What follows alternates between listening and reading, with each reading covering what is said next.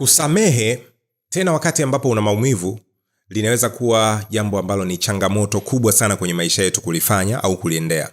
Lakini niamini mimi, ukiweza kusamehe kwa haraka ni namna bora sana ambayo itakuondolea maumivu makubwa sana kwenye maisha yako, lakini itakufanya uweze kuishi kwa furaha zaidi. Watu wengi hawaelewi hili. Ndio maana watu wengi wanafikiri kuweka chuki na kulipa kisasi au kupanga kulipiza kisasi ni kitu bora zaidi kwao. Lakini leo nitakueleza vitu ambavyo naamini kufikia mwisho wa kipindi hiki utaungana na mimi katika bewa la watu ambao wanatengeneza tabia zenye mafanikio katika maisha yao, kwa sababu kusamehe ni moja ya tabia hizo. Karibu.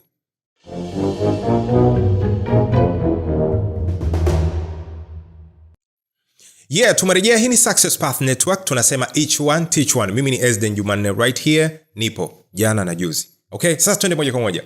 Jambo la kwanza ambalo tuseme kwamba ukiamua kusamehe kwa haraka itakusaidia zaidi, yani kukuondoa tu, yani hata kukuondoa katika yale majonzi, kukuondoa katika wasiwasi, hata magonjwa pia. Mimi niliwahi kusoma a quote, si kumbuki vizuri ile quote kwa Kiingereza, lakini nakumbuka inachosema. Inasema kitu kama hivi. Tafsiri yake ni kwamba, yani kwamba unapomchukia mtu, yani unajua ile chuki fulani umeweka kwenye moyo ile, yani tafsiri yake ni sawa sawa unachukua sumu, unakunywa sumu, alafu ili afe yule mtu unayemchukia. Think of that. Hebu think of that kidogo. Kwamba wewe ndio unakunywa sumu, lakini sumu hii unakunywa huyu mjinga ache ninywe, yeye anakufa leo. Unakunywa sumu ili afe mtu mwingine, unaathirika wewe. Maana yake ni kwamba kama vile dua la kuku alimpati moyo. Yani kwamba kuna zile dua ambazo hazivuki mstari, hazifiki popote, hazigusi hata mlango. Hakuna kitu kinachotokea, unajiumiza wewe mwenyewe. Na mara nyingi sana kama wale watu walitukosea kwa makusudi, ina maana kwamba unakuta kwao ni sherehe. Kwa sababu hivi najiuliza, sababu gani inafanya mtu akufanyie vitu vibaya, yani mpaka vilete chuki, yani vitu vya ovyo? Unakuja kugundua kwamba nafikiri the core reason ni kwamba alitaka akukosesha amani, alitaka ujisikie vibaya, alitaka tu usiwe na furaha, kwa sababu yeye akuoni tu ukiwa umefurahi. Yani kama vile leo nina mizuka yangu hivi nini. Kuna mtu anaangalia video anaona mwamba mbona akafurahi hivi leo. Sijui nifanye nini hata, you see? Lakini ukiishi hivyo sasa kwamba yeye kwa nini yeye sasa anakuona na yes, hiyo ndio inatakiwa, na anakuongezea na kwa hiyo na wewe vile unavyokuwa unawaza unakuwa na wewe unajiongezea, lakini hiki unachojiongezea wewe ni kikubwa zaidi na ni kibaya zaidi.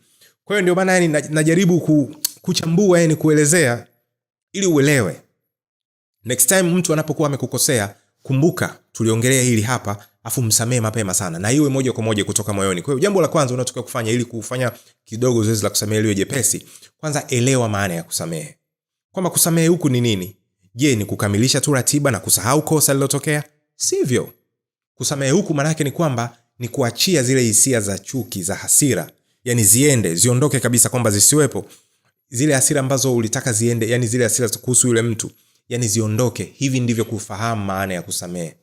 Unasamehe kabisa, unasahau. Okay, hata usiposahau, lakini usiposahau utaendelea kujikumbusha.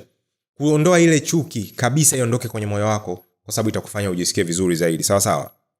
Kitu kingine, jitazame wewe mwenyewe. Hapa nasema kwamba ujitazame na utambue jinsi ambavyo maumivu yanavyokuletea madhara. Maumivu unayosikia kila siku yale yanakuletea madhara. Yani kila unapokaa hivi, kwa nini mimi jana, mimi nimewakosea nini hao watu mpaka wananifanyia hivi? Kwa nini mimi wanavyo?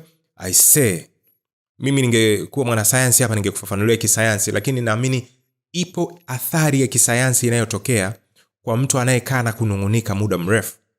Na ndio inaleta baadaye vitu kama msongo wa mawazo wenye kudumu, stress inakuja kuleta vitu vingi sana, mpaka magonjwa mengine ambayo ya kukufanya ulazwe hata hospitalini kabisa. Lakini kumbe chanzo ilikuwa ni wewe mwenyewe kukaa sana na kunungunika sana, kuwaza sana na kujiuliza sana. Kwa hiyo jitahidi tu kuelewa sawa sawa maumivu yale yametokea kwa sababu labda wewe unayafikiria sana, lakini msamehe yule mtu afachana nayo, na kizuri zaidi kama unaweza kumwambia, yani kwamba bana, umenifanyia na umenikosea, mimi nimekusamehe. Kama uwezi basi msamehe tu juu kwa juu, afu uende na maisha yako, sawa? Kitu kingine, ukiona kwamba bado ni ngumu sana na unaona hauwezi kumsamehe mtu, jaribu kutafuta msaada wa kisaikolojia. Kuna watu wapo wanasaidia. Mimi ni mmoja wa watu hao. tunasaidia watu wengi. Binafsi nimekuwa nikisaidia watu wengi sana. Kuna watu wananijia huwa wana matatizo mengi sana ya watu nasikia. Kuna watu wanakueleza ana matatizo labda yametokea baada labda ya break up, labda mtu mwingine wameachana, au mtu mwingine tatizo lipo labda kwenye familia. Kwa mfano kuna vijana fulani waliwahi kunitafuta, mzee wao akafariki na mama yao, then waliachiwa mali kidogo, then kuna ndugu wakawa wameingilia, ikawaletea msongo sana wa mawazo, kwa sababu wale walioingilia wakawa yani wanawafanya kama wao sio wenye mali zile, yani kwamba wao ni wanasubiria kupewa, waombe, waambiwe, waelekezwe. You see, kwa hiyo ikawa matatizo mengi sana, lakini niliwashauri vizuri sana wale vijana, tukaenda nao vizuri mpaka nikawaelekeza sehemu waende ili waweze kupata msaada kwenye hilo, lakini mwishoni jambo likakaa vizuri. Sawa. Kwa hiyo tafuta mtu ambaye anaweza kukusaidia. Itakusaidia sana. Awe ni mshauri wa kisaikolojia au mtaalamu wa saikolojia, anaweza kutoa muongozo fulani au msaada ambao utaona kumbe ningeweza tu kufanya hivi. Wakati mwingine giza likitanda tunakuwa hatuoni tufanye nini. Sawa. Kwa hiyo kitu kingine, jaribu kutafuta mtazamo mpya pia kwenye kile ambacho kimetokea.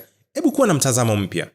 Wakati mwingine unapozungumza hata na rafiki au mtu wako wa karibu ambaye unamwamini, kwa sababu siku hizi bwana mambo yako usimwambie kila mtu.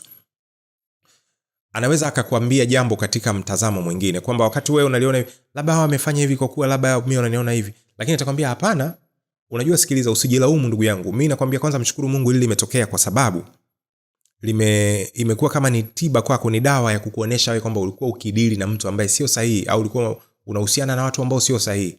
Hawa wamefanya haya kutokana na tabia zao zilivyo. Hizi ni tabia zao, ndio maana wamefanya haya, lakini sio wewe. Kuna watu wangapi wao wanapenda kujilaumu eti jambo likifanywa, eti kama alikuwepo tu pale, eti mimi ndio itakuwa tu nimesababisha, labda nisingeenda isingetokea. Hapana, kama ukufanya sio wewe, ujinga wa mtu mwingine usikufanye wewe, usiubebe wewe ukaanza kujilaumu, utajiletea matatizo ya afya. Sawa?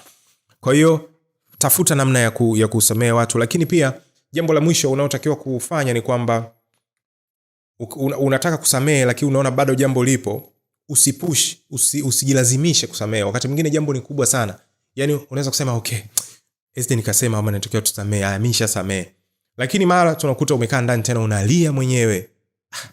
Ndugu vipi? Sikiliza, jipe muda. Wakati mwingine kuna vingine vinaenda taratibu na muda unavyokwenda, lakini kumbuka kubwa zaidi, ukiona jambo linakuzidia, tafuta mtu ambaye anaweza kukupa msaada wa kimawazo mzuri wa kuzungumza naye.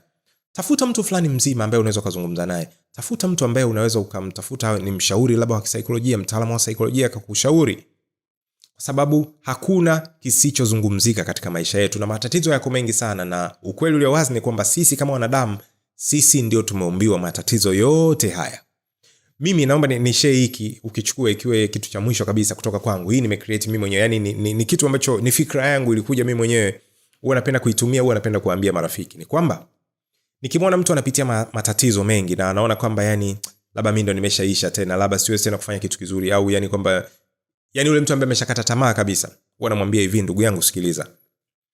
Naomba ufahamu kwamba tupo duniani. Hapa sio peponi. Kwa tunaofuatilia dini, ni peponi pekee ndio tumeahidiwa kwamba hakutakuwa na evil feelings, hakutakuwa na maumivu ya aina yoyote, hakutakuwa na kitu kibaya, hakutakuwa na umbea, hakutakuwa na nini. Yani hakutakuwa na chochote ambacho kinakera, chochote peponi. Sasa usitake kuanza kuleta mtazamo wa peponi hapa. Na hapa tumeletwa, hiki ni chumba cha mtihani. Tupo hapa ili tupate matatizo, na Mwenyezi Mungu anaangalia ni wakina nani katika sisi tutakao toka salama, au tutakaoishi katika mstari sahihi juu ya yale ambayo tunayapitia. Wakati mwingine matatizo hauyakimbii kwa sababu ni fursa kwako. Kwa hiyo pita nayo vizuri, tatua mambo vizuri, jua kwamba hapa ni duniani, matatizo lazima tuyapitie. Kituo kinachofuata either peponi au kule kwingine jahannam. Huko ndio kutakuwa kuna mambo ya kudumu sasa, ile ambayo kama ni mazuri tu, lakini hapa tulipo kuna mchanganyiko, au sio? Mashetani wengi, hata watu wengine mashetani, tuna mambo yao wanayofanya. Ezden Jumane right here, Success Path Network, each one teach one. Usiache kusubscribe kama leo ni mara yako ya kwanza, na wewe ambaye upo hapa kila siku, tafadhali tuandikie chini maoni yako kwenye comments, like, share kwa mtu mwingine ukipenda, itakuwa kitu kizuri zaidi. Niambie umejifunza nini kwenye somo la leo. I'm gonna love it man, reading your comments. Bye bye.